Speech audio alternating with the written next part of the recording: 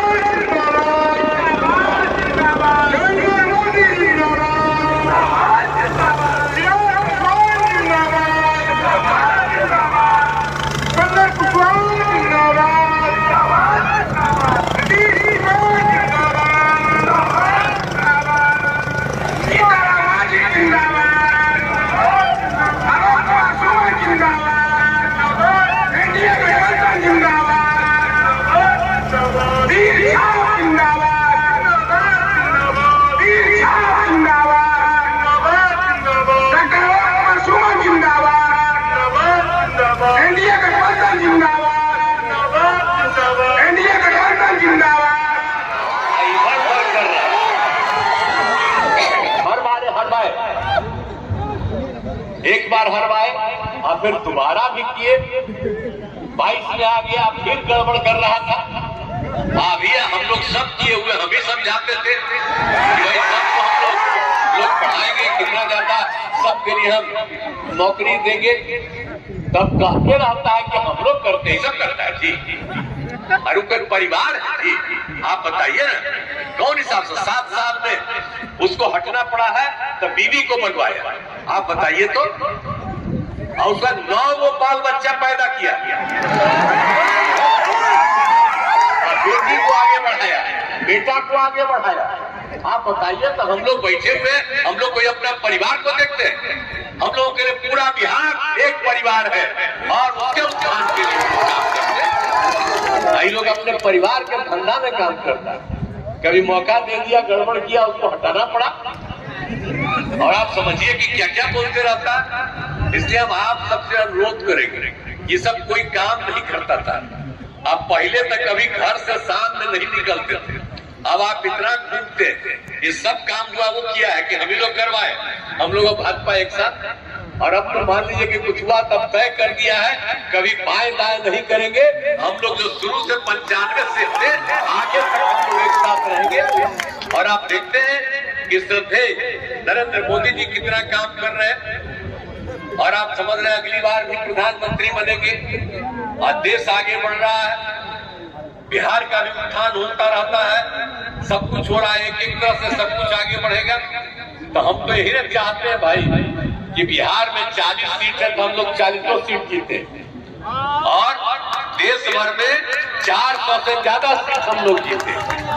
आप फिर से आदरणीय नरेंद्र मोदी जी देश के प्रधानमंत्री बने। तो हम तो इसी सिलसिले में हम यही कहेंगे, गोपालगंज लोकसभा क्षेत्र से एनडीए जनता दल के उम्मीदवार डॉक्टर आलोक कुमार सुमन जी को कि आप इनको जिताइए, भारी मतों से जिताइए। हम यही अनुरोध करेंगे। अरे भाई जिताइएगा ना, हाथ उठा के बताओ, जिताइएगा ना?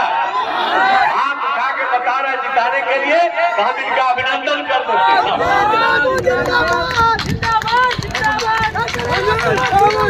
आपने इसका मान दिया और हाथ उठा करके कह दिया इनको जिताएंगे। इनको देखिए जो मिलता है वही सब इनका कर दिया है, इसलिए याद रखिए। और आप ध्यान दीजिए, पूरा का पूरा देश आगे बढ़ेगा आदरणीय नरेंद्र मोदी जी के नेतृत्व में। और बिहार में भी जो भी जरूरत जहाँ कहीं भी होगी वो सब भी काम होगा। तो भाई सब तरह से करते रहते हैं, इतना बढ़िया दिल्ली में भी देखते रहते हैं। और जब कोई जरूरत पड़ता है तो हमको जाके नहीं बोलते हैं, ये होना चाहिए। कभी बात देखते रहते हैं, हमेशा बराबर बात होती रहती है, इसलिए सब तरह से होगा। अब आप लोगों ने हाथ उठा करके बता दिया है, इसके लिए मैं आपका अभिनंदन करता हूँ। आपका बिल्कुल मैं आपने जो किया है इसके लिए आपको बधाई देता हूँ, धन्यवाद देता हूँ।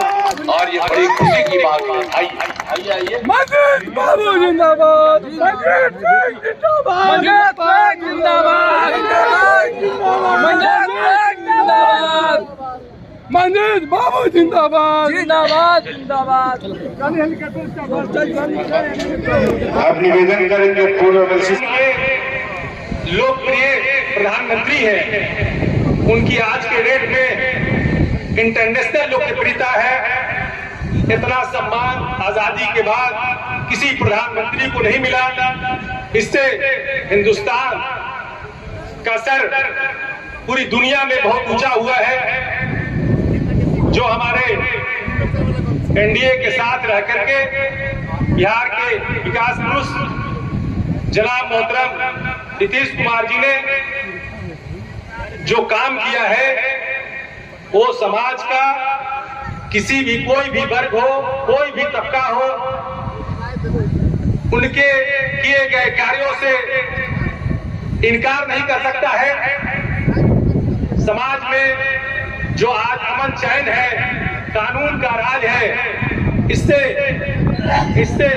हम सब कितने लाभान्वित हैं, हमारी महिलाएं कितनी लाभान्वित हैं, ये आज देखने को मिल रहा है।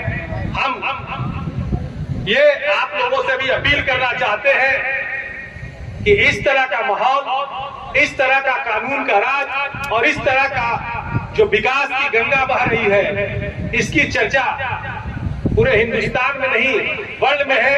नीतीश कुमार भी एक ऐसे नेता है जिनको विदेशों में बुला करके सम्मानित किया गया है, और खास करके जो हमारे यहाँ के लोकप्रिय कैंडिडेट हैं, ये इन्होंने कम शब्दों में, कम समय में इन्होंने जो अपनी पहचान बनाई है लोकसभा में कि बिहार के नंबर 1 सांसद है, और इन्होंने एक ऐसा जुगल छेड़ा है कि इन्होंने समय हवाई अड्डा को लेकर के जो प्रयासरत रहे हैं 1861 में, जो यहाँ के लोग जो भूल चुके थे, उसको इन्होंने ताजा किया है।